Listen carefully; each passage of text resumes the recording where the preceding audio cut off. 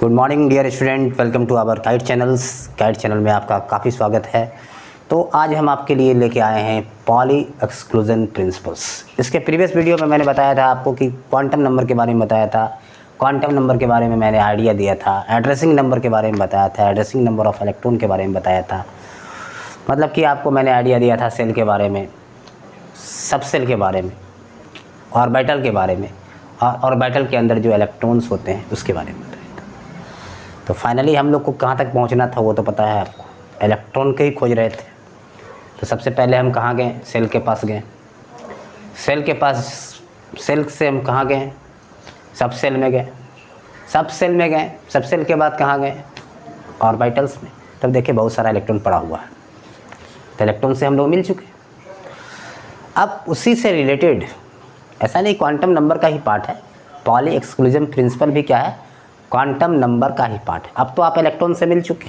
कहाँ पे मिले थे इलेक्ट्रॉन से आपको पता है? ऑर्बिटल में इलेक्ट्रॉन से मिले थे। ठीक है, सेल से गए सब सेल में, सब सेल में गए ऑर्बिटल में, ऑर्बिटल्स में आपका इलेक्ट्रॉन्स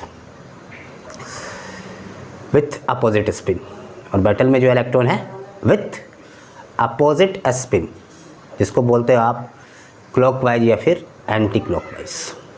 मतलब जो ऑर्बिटल में इलेक्ट्रॉन भरा हुआ है किस तरह से? अपोजिट स्पिन से भरा हुआ है। मीन्स एक ऑर्बिटल्स के अंदर मैक्सिमम जो कितना इलेक्ट्रॉन्स आ सकता है सिंगल ऑर्बिटल के अंदर? 2 इलेक्ट्रॉन विथ अपोजिट स्पिन। एक ऑर्बिटल के अंदर मैक्सिमम 2 इलेक्ट्रॉन आ सकता है विथ अपोजिट स्पिन। इसी को तो बोलते हैं पॉली एक्सक्लूजन प्रिंसिपल। यही क्या है? पॉली एक्सक्लूजन प्रिंसिपल यही है कि N orbital can have only 2 electron with opposite spin. कह रहा है। दूसरी बात कहता है कि इट स्टेट दैट, ठीक है, 2 तरह से समझिए आप।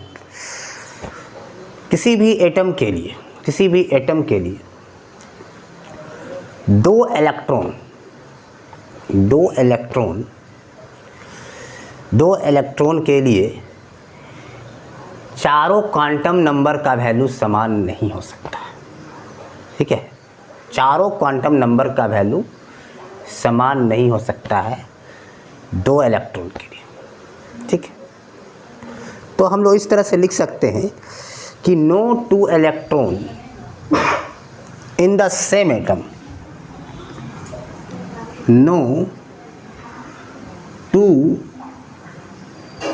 electron in the same atom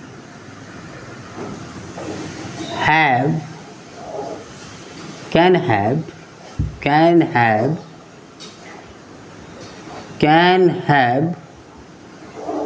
identical, मतलब same identical value of all the 4 quantum number. कहता है किसी भी एटम का 2 इलेक्ट्रॉन्स, ये देख रहे हैं आप, सपोज ये है 2 इलेक्ट्रॉन्स के लिए, दोनों इलेक्ट्रॉन्स के, एक इलेक्ट्रॉन ये है, एक इलेक्ट्रॉन ये, दोनों के लिए, ठीक है, चारों क्वांटम नंबर का वैल्यू समान नहीं हो सकता है। मतलब कि principal quantum number n, l और m, ठीक है, और क्या पढ़े थे? s। तो ये 2 इलेक्ट्रॉन है, एक है मीन्स क्लॉकवाइज और एक है एंटी क्लॉकवाइज। मान लीजिए एक प्लस हाफ और एक माइनस हाफ। तो ये 2 इलेक्ट्रॉन है, यहाँ पे देख रहे हैं। कह रहा है कि चारों क्वांटम नंबर का वैल्यू समान नहीं हो सकता है। इसी को बोलते हैं पॉली एक्सक्लूजन प्रिंसिपल। हो सकता है इस इलेक्ट्रॉन के लिए ये वैल्यू सेम हो, ये वैल्यू भी सेम हो, ये वैल्यू भी सेम हो, लेकिन स्पिन तो बदल जाएगा। दोनों इलेक्ट्रॉन के लिए क्या होगा? ये हो सकता है सेम, ये सेम, ये सेम। ठीक है, लेकिन स्पिन तो चेंज हो जाएगा ना। एक के लिए आप बोलोगे प्लस हाफ तो दूसरा के लिए क्या बोलोगे, माइनस हाफ। तो यही रीज़न है कि अब पूछिए क्या रीज़न है कि सारा वैल्यू समान नहीं हो रहा, क्या रीज़न है कि सारा वैल्यू समान नहीं हो रहा। रीज़न यही है कि एन ऑर्बिटल, क्या लिखेंगे, एन ऑर्बिटल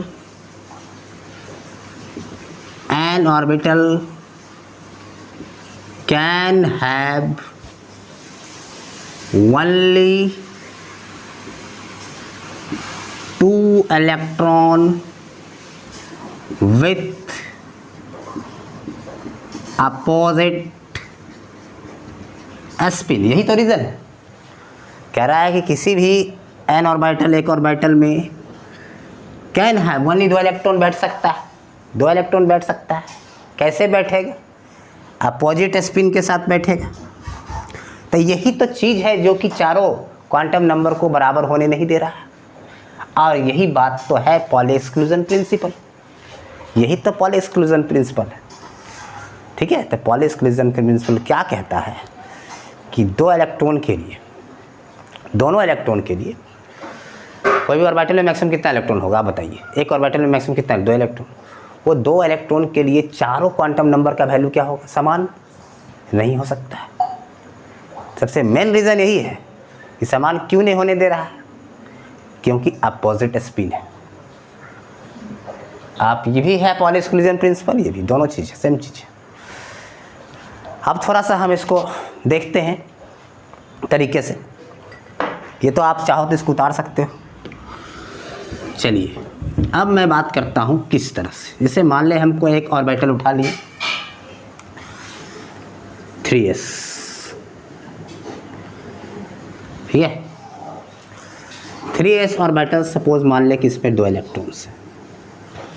3s ऑर्बिटल हमारे पास है, इसमें क्या है, 2 इलेक्ट्रॉन। ध्यान दीजिएगा बात को, 3s ऑर्बिटल है, हमारे पास 2 इलेक्ट्रॉन है। तो ये दोनों इलेक्ट्रॉन के लिए ध्यान दीजिएगा, यहाँ पे है ये principal quantum number, azimuthal quantum number, magnetic quantum number और स्पिन क्वांटम नंबर। तो ये दोनों इलेक्ट्रॉन के लिए n का वैल्यू क्या है यहाँ पे, मान लें कि ये इस इलेक्ट्रॉन के लिए हम वैल्यू सपोज ऐसा वाला के लिए और एक ऐसा वाला के लिए, तो हम वैल्यू निकाल रहे हैं, चिंता मत कीजिए। इस इलेक्ट्रॉन के लिए वैल्यू क्या है n का, चाहे इसके लिए चाहे इसके लिए, कॉमन वैल्यू है 3, यहाँ भी 3, इसके लिए भी 3, इसके लिए भी 3, बदल थोड़ी ना। 3s l के लिए कॉमन वैल्यू देखिए, l के लिए s है तो l बराबर क्या होगा, 0। s है तो l इक्वल टू 0, बता चुके हैं। तो इस इलेक्ट्रॉन के लिए, इस इलेक्ट्रॉन के लिए क्या होगा, 0।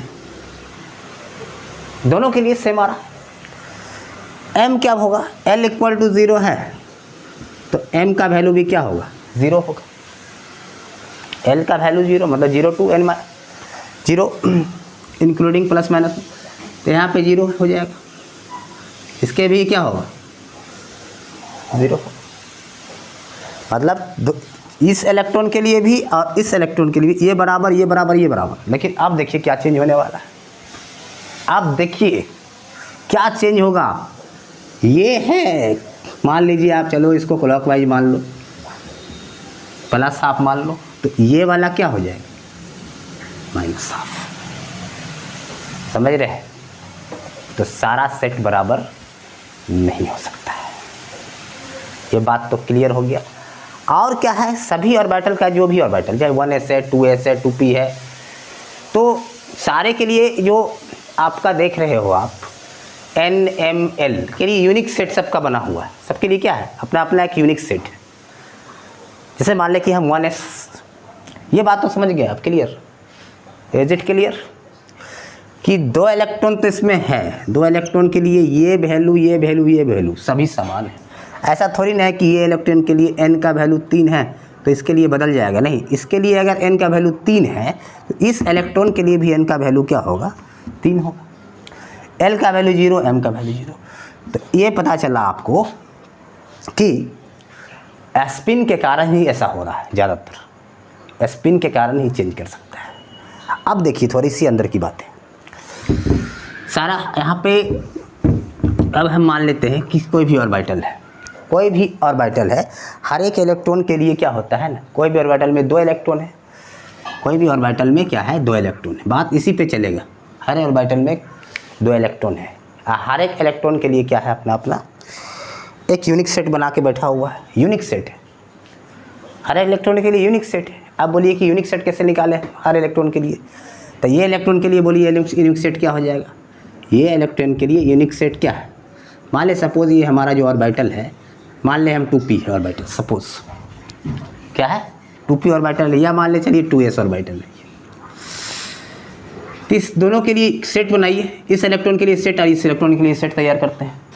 तो सेट वही क्या सेट है, अरे सेट वही है, क्वांटम नंबर सेट है। यूनिक सेट क्या है, क्वांटम नंबर, बोल दे यूनिक मतलब आइडेंटिफिकेशन नंबर है, यूनिक आइडेंटिफिकेशन नंबर, ठीक है, इसी को बोलते हैं यूनिक सेट, इसको बोलते हैं आप n।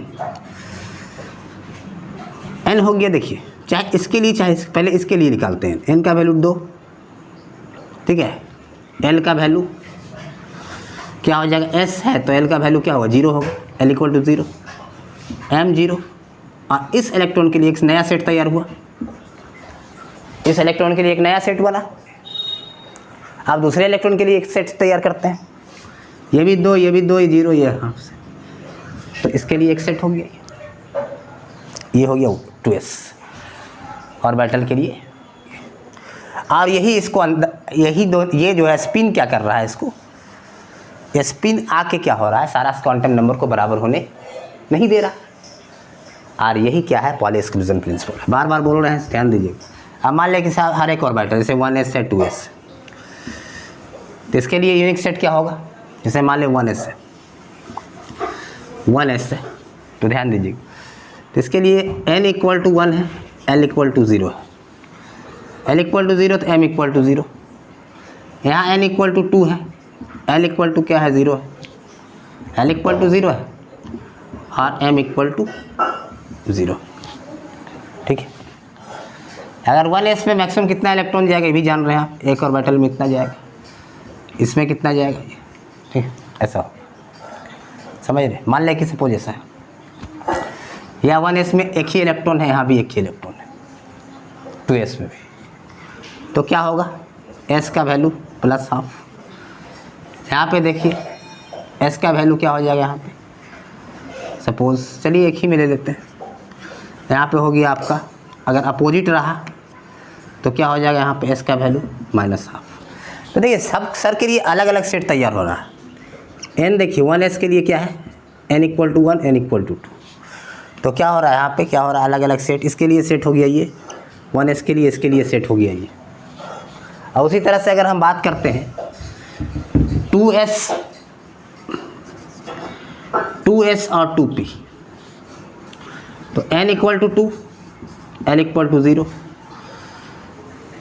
यहाँ पे देखिए n equal to 2, l equal to 1, तो हर ऑर्बिटल का अपना एक सेट बना के रखा हुआ है।